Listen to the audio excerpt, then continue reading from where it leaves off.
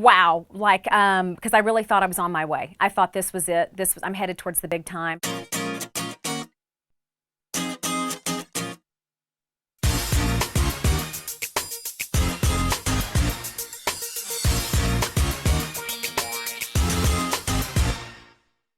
Have you ever been on the path to pursue your dreams and everything is going great, and then you hit some bumps in the road and you have to make the decision, do I continue to pursue that dream or do I just give up and say I tried? Well, I'm sitting down with songwriter and singer Kim Kline, who's going to share her story with us today. Kim, thank you so much for joining me today. I mean, you started off in a small town in Texas with a big dream. How did you decide to come out here and actually say, I'm going to do it, I'm going to pursue this? Music is something I've wanted to do my entire life, and I knew coming from a small town, I mean, I think anybody can relate to that.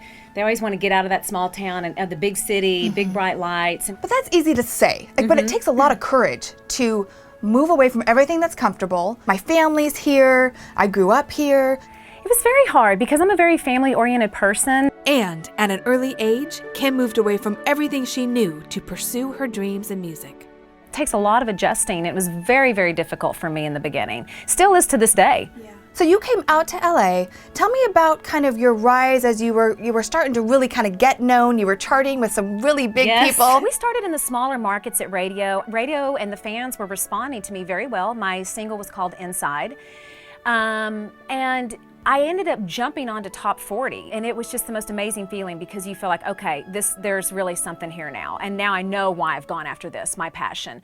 I'm crying, I'm dying, on the inside, I'm falling, I'm trying, on the inside, I'm lying, denying. After moving to Los Angeles, Kim's music career skyrocketed. And at one point who was an opening act for you? Oh gosh, I was on a bill with Katy Perry. So Katy Perry was opening for you? Yeah, we shared a bill together. That's awesome. I don't know if you remember, Katy, but we shared a bill, and you're ahead of me, so I'm trying to catch up to you at this point. Just for now. Yeah. So you were rising, you were doing great. What happened? Ran out of funding. Just hit the wall. It's a business. It's absolutely a business, and in order to get there, you have to keep funding this thing. And Billboard magazine, MTV, charting on the radio. I had to keep feeding the beast and feeding the machine, and unfortunately, I didn't have enough cash flow to sustain that model. You were climbing to the top, and then this whole shift happened, and you were kind of left to start over again in a way. Yes, the industry was just completely in flux, and as I was coming up and climbing, the industry was, declining. Rising to the top, Kim's journey took a major turn. And now this event is where she finds her inspiration and drive to move forward with her musical dreams. Everyone looks like they're such an overnight success, but everyone that has reached a certain level of success has had some sort of challenge or crisis or life, obstacle to overcome. And one of them was your mom. What happened? And I got a phone call that my mother had been rushed to the hospital in my hometown. During that time, it went from her being in our little hospital in Graham to having to be transferred to Fort Worth, which is the nearest largest hospital.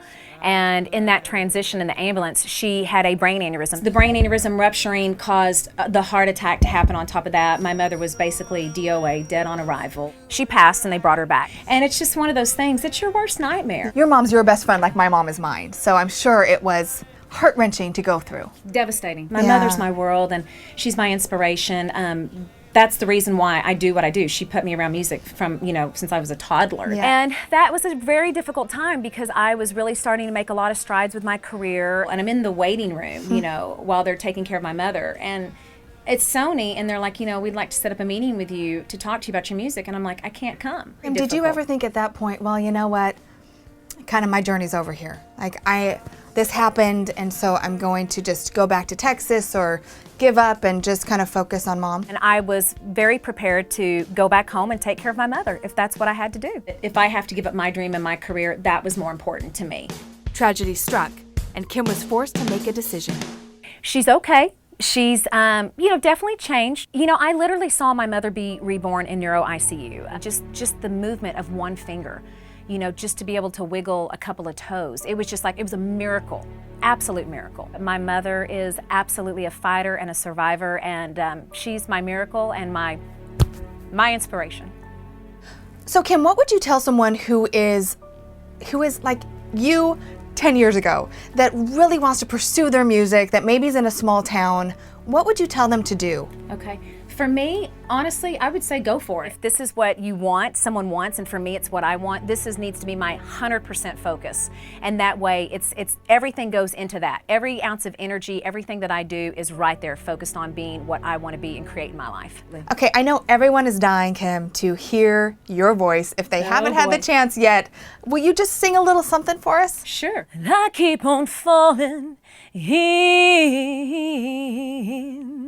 in love with you. Sometimes I love you, sometimes you make me blue. Yeah. Kim, you are such an inspiration. Thank you so much for your time today, and I know we're all going to be watching you climb right back up that ladder. And thank you for watching this Inspired Living interview. Do you want more inspiration? Of course you do. So just head over to inspiredliving.tv, and I'll see you next time.